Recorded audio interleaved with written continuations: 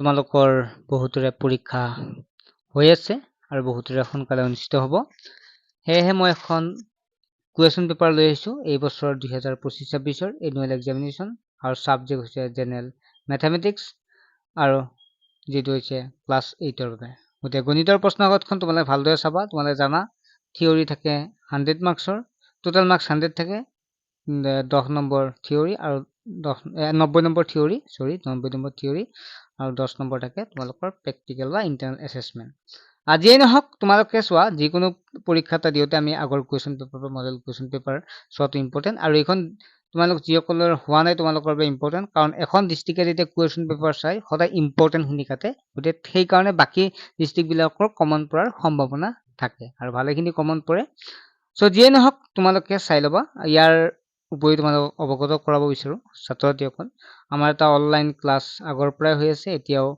আমাৰ এডমিশন হৈছে কোনো ছাত্ৰছাত্ৰীয়ে নতুন পুঁজি আছে বা তোমালোকে জইন হ'ব বিচাৰে তেতিয়াহ'লে সোনকালে হৈ ল'বা মাত্ৰ তোমালোকে 99 টকাত মাহিলি আৰু 999 টকা পেমেন্ট কৰিলে এবছৰৰ কাৰণে তোমালোকে কোনো পেমেন্ট কৰিব নালাগে 999 টকাতে আৰু ছমাহৰ কাৰণে হৈছে 549 549 টকা গতিকে যিসকল ছাত্ৰছাত্ৰী জইন হ'ব বিচাৰে হ'ব পাৰে তোমালোকে গমে পাইছা টিউচনৰ নামত কিমান হাহাকাৰ হয় অভিভাৱকসকলক কিমান পইচা দিব লগা হয় হয়নে গতিকে সেইবিলাক সমস্যা আৰু নাথাকে স্কুলৰ পৰা আহি খৰখৰা কৈ যাব প্ৰয়োজন নাই ঘৰতে আটাইখিনি তোমালোকে ক্লিয়াৰ কৰিব পাৰিবা তোমালোকৰ সম্পূৰ্ণ কোৰ্স ক্লিয়াৰ দিব মানুহক দেখাই যোৱাটো টিউচন নহয় তোমালোকে ঘৰতো ভালদৰে পঢ়ি এটা ভাল ৰিজাল্ট কৰিব পাৰিবা এক্সট্ৰা টিউচনৰ কোনো প্ৰয়োজন নাই নোটছ পাতি হেল্প আদি সকলোখিনি আমাৰ পৰা পাই যাবা পৰীক্ষা পাতিও আমি মাজে মাজে পাতি থাকিম যিয়ে নহওক হোৱাটছএপ নম্বৰটো SMS কৰি বা ফোন কৰি তোমালোকে জনাব পাৰিবা বা অভিভাৱকে কিবা কথা পাতিব পাৰে হোৱাটছএপ নম্বৰটো বা যিটো নাম্বাৰ দেখা পাইছে এই নাম্বাৰটোত কল কৰিব পাৰিব ঠিক আছে আমি আগবাঢ়িছো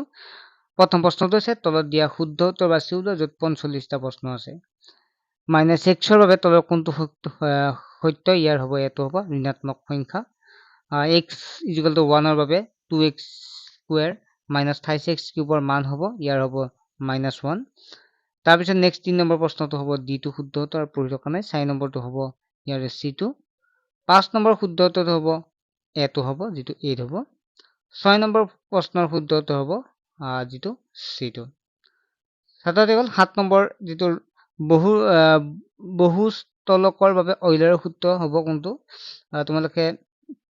তোমালোকৰ বাকিখিনি মই নেক্সট কৰি দিম যেটো এনসাৰখিনি কৰোঁতে অলপ সময় লাগে এতিয়া তোমালোকৰ অহাকালি বহুতৰ পৰীক্ষা আছে আৰু তোমালোকে মক টেষ্ট হিচাপে প্ৰেক্টিচ কৰিব পাৰিবা যেতিয়া মই এনসাৰখিনি দিম তেতিয়া তোমালোকে মিলাই চাব পাৰিবা ঠিক আছে যেটো অইলাৰৰ সূত্ৰটো তোমালোকৰ মনত আছে তাৰ পিছত 8 নম্বৰটো আছে 12 সেন্টিমিটাৰ দিশ আৰু 8 সেন্টিমিটাৰ প্ৰস্থ যুক্ত আয়ত বনোৱা ৰছী এডালে এটা বৰ্গ বনালে ইয়াৰ বাহুৰ দিশ কিমান হ'ব আসামিজ ইংলিশ দুটা মিডিয়ামতে আছে চাব পাৰিবা 9 নম্বৰ তেনেকৈ দিয়া আছে 14 সেন্টিমিটাৰ ব্যাসাৰ্ধটো এনে বৃত্তাকাৰ পাতৰ এটা 6 সেন্টিমিটাৰ ব্যাসাৰ্ধৰ এটা বৃত্তাকাৰ পাত কাটি উলিওৱা অৱশিষ্ট অংশৰ কালি কি হ'ব এনসাৰখিনি মই কৈ দিম কাৰণ এনসাৰখিনি কৰোঁতে সময় লাগে সো যেহেতু বহুতো পৰীক্ষা কালি আহি পালে গতিকে প্ৰেক্টিচ কৰিবৰ কাৰণে এইখন কুৱেশ্যন সুবিধা হ'ব তোমালোকে লাষ্টত মই মিলাই চাবা মই এনসাৰখিনি তোমালোকক অতি শীঘ্ৰ ভিডিঅ' জৰিয়তে জনাই দিম চেনেলটো সাবস্ক্ৰাইব কৰি ৰাখিবা দেই এটা সামান্তৰিকৰ কালি a স্কয়াৰ bq আৰু উচ্চতা ab অনুৰূপ ভূমিৰ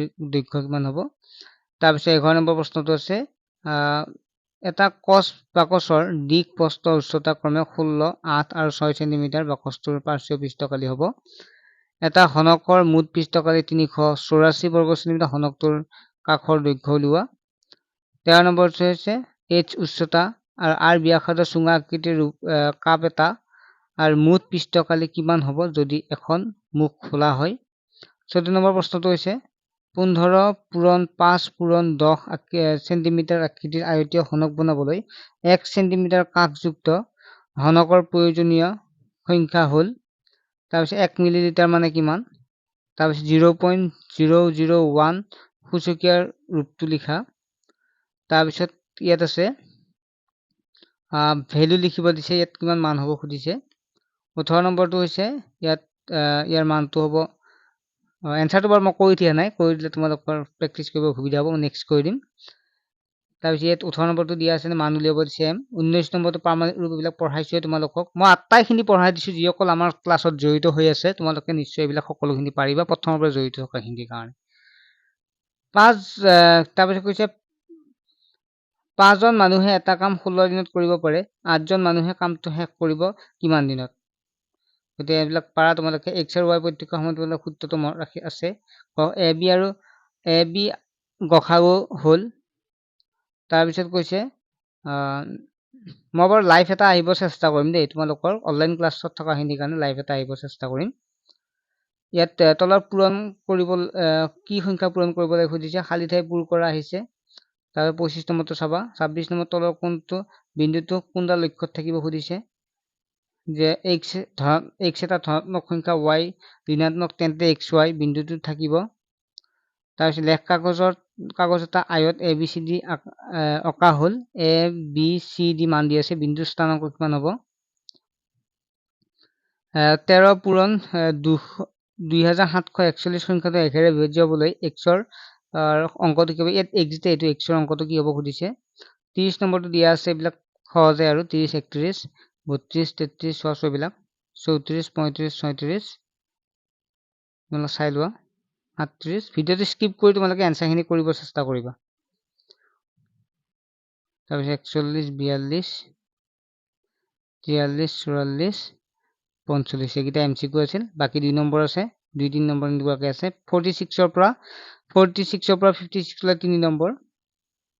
দুটা সংখ্যা 5:7 অনুপাতত আছে। সৰু সংখ্যাটো ডাঙৰটোতকৈ 12 কম। সংখ্যা দুটা নিৰ্ণয় কৰা। নিশ্চয় সুদত কি মূলধনৰ ওপৰত 4% বছৰি সুদ হাৰত 2 বছৰৰ সুদ মূল 4,500 টকা হ'ব। অভেদ ব্যৱহাৰ কৰি পূৰণফল উলিওৱা। সৰল কৰা দিয়া আছে। কাষৰ বহুভুজটো কালি উলিয়াব দিছে। এটা চুঙাৰ উচ্চতা 14 চেণ্টিমিটাৰ, বক্ৰপৃষ্ঠকালি 88 স্কুৱাৰ চেণ্টিমিটাৰ। চুঙাটোৰ ভূমিৰ ব্যাসাৰ্ধ দৈৰ্ঘ্য উলিওৱা। এটা চুঙা আকৃতিৰ গাখীৰৰ পাত্ৰৰ ভিতৰ ফালে ব্যাসাৰ্ধ 1.5 মিটাৰ, দৈৰ্ঘ্য 7 মিটাৰ। পাত্ৰটোত কিমান লিটাৰ গাখীৰ ভৰাব পৰা যাব? নেক্সট সৰল কৰা আছে। 55 নম্বৰ তেনেকুৱাকৈ 12 শিলা ডাঠ কাগজৰ ওজন 40 গ্ৰাম। কিমান শিলা কাগজৰ ওজন 2:1/2 কিলোগ্ৰাম হ'ব? অৰ্থাৎ 2/2 কিমান হ'ব সুধিছে। উৎপাদক বিশ্লেষণ কৰা আহিছে। আৰু 60 নম্বৰটো হৈছে আভ্যন্তৰীণ মূল্যায়ন, ইণ্টাৰনেল এছেছমেণ্ট 10 নম্বৰ থাকিব। ছাত্ৰ ছাত্ৰীসকল আশা কৰোঁ তোমালোকে বুজি পালা, কৰিব পাৰিবা প্ৰশ্ন কাকতখন। ঠিক আছে, নেক্সট এটা ভিডিঅ' লৈ আহিম উত্তৰৰ সৈতে, আৰু চেনেলটো ছাবস্ক্ৰাইব কৰি ৰাখিবা। আৰু অনলাইন ক্লাছ জড়িত হ'লে তোমালোকে কৰিবা, কাৰণ ক্লাছ 9ৰ পৰা এটা ভালদৰে পঢ়িলে এটা মেট্ৰিকত ভাল ৰিজাল্ট কৰিব পাৰিবা। আৰু আমি বিশ্বাস তোমালোকক যিমান পাৰোঁ আমি হেল্প কৰিব চেষ্টা কৰিম। ঠিক আছে, বাই।